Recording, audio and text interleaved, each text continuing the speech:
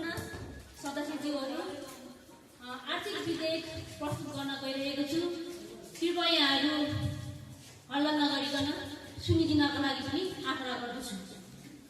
प्रस्तावना: भोजपुर नगरपालिकाको आर्थिक वर्ष 2077-78 को अर्थ सम्बन्धी प्रस्तावलाई कार्यान्वयन गर्नका लागि स्थानीय कर तथा शुल्क सङ्कलन गर्ने, छुट दिने तथा आय सङ्कलनको प्रशासनिक व्यवस्था गर्न वाञ्छनीय भएकोले नेपाल संविधानको धारा 228 को उपधारा 2 बमोजिम भोजपुर नगरपालिकाको 4थो नगरसभाले यो आर्थिक विधेयक बनाएको छ।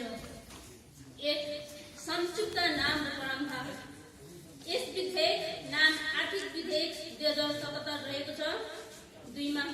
यो विधेयक 2077 साल साउन 1 गतेदेखि भोजपुर नगरपालिका क्षेत्रमा लागू हुनेछ।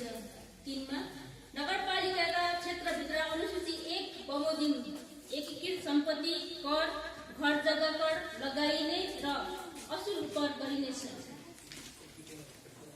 3. भूमि कर मालपोत: नगरपालिका क्षेत्रभित्र अनुसूची 2 बमोजिम भूमि कर मालपोत लगाइने र असुल कर गरिने। 4. घर बहाल कर: नगरपालिका क्षेत्रभित्र कुनै व्यक्ति वा संस्थाले भवन, घर, पसल, ग्यारेज, गोदाम, टहरा, छप्पर, जग्गा वा पोखरी पुरै वा आंशिक तवरले बहालमा दिएकोमा अनुसूची 3 बमोजिम घर जग्गा बहाल कर लगाइने र असुल गरिनेछ। 5. व्यवसाय कर: नगरपालिका क्षेत्रभित्र व्यापार, व्यवसाय वा सेवामा पुँजीगत लगानी र आर्थिक कारोबारका आधारमा अनुसूची 4 बमोजिम व्यवसाय कर लगाइने र असुल कर गरिनेछ। 6 नम्बर जडीबुटी, कबड्डी र जीव जन्तु कर: नगरपालिकाको क्षेत्रभित्र कुनै व्यक्ति वा संस्थाले ऊन, खोटो, जडीबुटी, वनकस, कबड्डी माल र प्रचलित कानुनले निषेध गरिएको जीव जन्तु बाहेकका अन्य मृत वा मारिएका जीव जन्तुको हाड, सिङ, प्वाँख, छाला जस्ता वस्तुको व्यावसायिक कारोबार गर्ने बापत अनुसूची 5 बमोजिमको कर लगाइने र असुल कर गरिनेछ। 7 नम्बर सवारी साधन कर: नगरपालिका क्षेत्रभित्रका दर्ता भएका सवारी साधनमा अनुसूची 6 बमोजिम सवारी साधन कर लगाइने र असुल कर गरिनेछ। तर प्रदेश कानुन स्वीकृत भई सो कानुनमा अन्यथा व्यवस्था भएको अवस्थामा सोही बमोजिम हुनेछ। 8. विज्ञापन कर: नगरपालिका क्षेत्रभित्र हुने विज्ञापनमा अनुसूची 7 बमोजिम विज्ञापन कर लगाइने र असुल कर गरिनेछ। तर प्रदेश कानुन स्वीकृत भई सो कानुनमा अन्यथा व्यवस्था भएको अवस्थामा सोही बमोजिम हुनेछ। 9.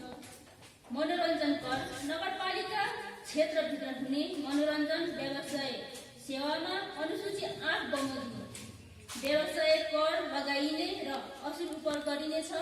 तर प्रदेश कानुन स्वीकृत भई सो कानुनमा अन्यथा व्यवस्था भएको अवस्थामा सोही बमोजिम हुनेछ। 10. बहल बिटौली शुल्क: नगरपालिका क्षेत्रभित्र आफूले निर्माण, रेखदेख वा सञ्चालन गरेका अनुसूची 9 मा उल्लेख भए अनुसार हाट, बजार वा पसलमा सोही अनुसूचीमा भएको व्यवस्था अनुसार बहल बिटौली शुल्क लगाइने र असुल कर गरिनेछ।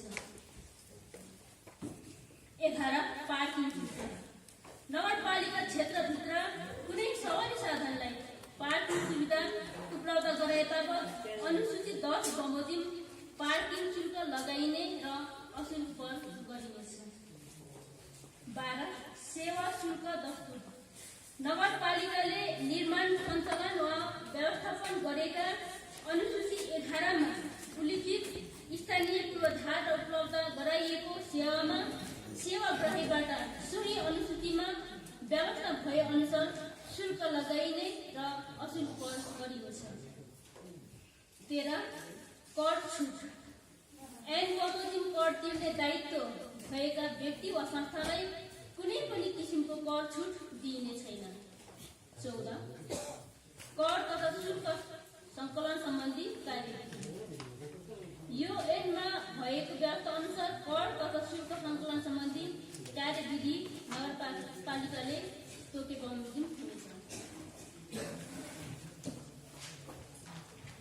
विनियोजन विधेयक 2077 यहाँ समक्ष प्रस्तुत गर्न लागिरहेको छु। भोजपुर नगरपालिकाको आर्थिक वर्ष 2077-78 को सेवा र कार्यहरूको लागि स्थानीय सञ्चित कोषबाट केही रकम खर्च गर्ने र विनियोजन गर्ने सम्बन्धमा व्यवस्था गर्न बनेको विधेयक। प्रस्तावना: भोजपुर नगरपालिकाको आर्थिक वर्ष 2077-78 को सेवा र कार्यहरूको लागि सञ्चित कोषबाट केही रकम खर्च गर्ने अधिकार दिन र सो रकम विनियोजन गर्न वाञ्छनीय भएकोले नेपालको संविधानको धारा 229 को उपधारा 2 बमोजिम भोजपुर नगरसभाले यो ऐन बनाएको छ। संक्षिप्त नाम र प्रावधान: यस ऐनको नाम भोजपुर नगरपालिकाको विनियोजन ऐन 2077 रहेको छ। 2 यो ऐन तुरुन्त पालन हुनेछ। 2 मा आर्थिक वर्ष 2077-78 को निमित्त सञ्चित कोषबाट रकम खर्च गर्ने अधिकार।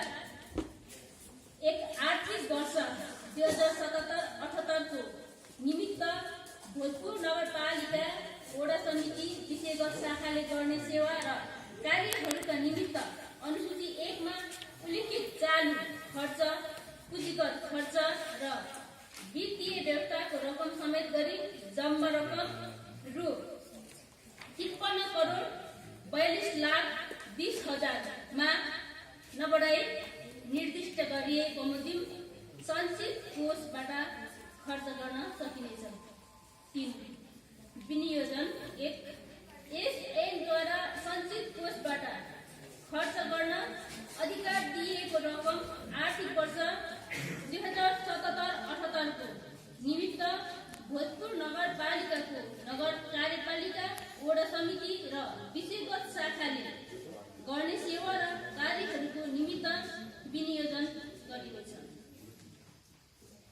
2 उपदफा 1 मा जुनसुकै कुरा लेखिएको भए तापनि कार्यपालिका वडा समिति र विषयगत शाखाले गर्ने सेवा र कार्यहरूको निमित्त विनियोजन गरेको रकम मध्ये कुनैमा बचत हुने र कुनैमा अपुग हुने देखिन आएमा नगर कार्यपालिकाले बचत हुने शीर्षकबाट नपुग हुने शीर्षकमा रकम सार्न सक्नेछ। यसरी रकम सार्दा एक शीर्षकबाट सो शीर्षकको जम्मा रकमको 25% मा नबढ्ने गरी कुनै 1 वा 1 भन्दा बढी शीर्षकहरूबाट अर्को 1 वा 1 भन्दा बढी शीर्षकहरूमा रकम सार्न तथा निकास र खर्च बनाउन सकिनेछ। पुँजीगत खर्च र वित्तीय व्यवस्थातर्फ विनियोजित रकम साव भुक्तानी खर्च र ब्याज भुक्तानी खर्च शीर्षकमा बाहेक अन्य चालू खर्च शीर्षकतर्फ सार्न र वित्तीय व्यवस्था अन्तर्गत साव भुक्तानी खर्चतर्फ विनियोजित रकम ब्याज भुक्तानी खर्च शीर्षकमा बाहेक अन्यत्र सार्न सकिने छैन। तर चालू तथा पुँजीगत खर्च र वित्तीय व्यवस्थाको खर्च बेहोर्न एक स्रोतबाट अर्को स्रोतमा रकम सार्न सकिनेछ। 3 उपदफा 2 मा जुनसुकै कुरा लेखिएको भए तापनि एक शीर्षकबाट सो शीर्षकको दममा स्वीकृत रकमको 25% भन्दा बढ्ने गरी कुनै 1 वा 1 भन्दा बढी शीर्षकहरूमा रकम सार्न परेमा नगरसभाको स्वीकृति लिनुपर्नेछ। अनुसूची 1 दफा 2 सँग सम्बन्धित नेपालको संविधानको धारा 229(2) बमोजिम सञ्चित कोषबाट विनियोजन हुने रकम यहाँ वर्गीकरण गरिएको छ। विवरणहरू: आन्तरिक स्रोत गत सालको मौजूदा समेत यो सङ्घ प्रदेश स्थानीय तह गरेर जम्मा 4,36,74,086 रुपियाँ राजस्व बाँडफाँड सङ्घ प्रदेश स्थानीय तहमा छैन। सङ्घ र प्रदेशबाट गरेर 9 करोड 1,80,914 रुपियाँ वित्तीय समानीकरण अनुदानमा जम्मा सङ्घ र प्रदेश गरेर 11 करोड 42,45,000। त्यसै गरी सशर्त अनुदानमा सङ्घ र प्रदेशबाट 27 करोड 61,20,000।